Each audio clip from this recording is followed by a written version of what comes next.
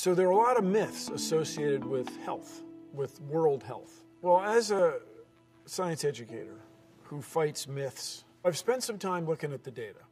It's remarkable. We can see how, we can see why kids are dying, and we can see how to prevent it.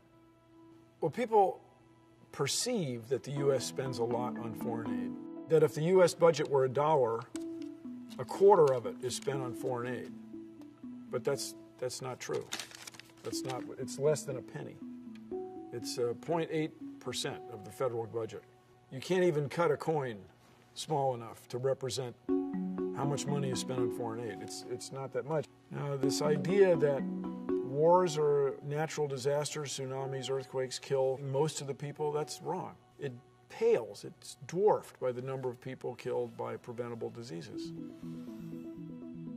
This sector represents the number of kids 5 years old and younger that die every year from injuries.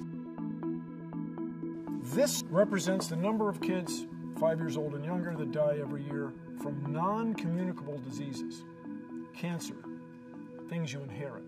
But all of this, most of the circle, is kids dying, 5 years old or younger, dying of communicable, preventable diseases. This is where we can change the world.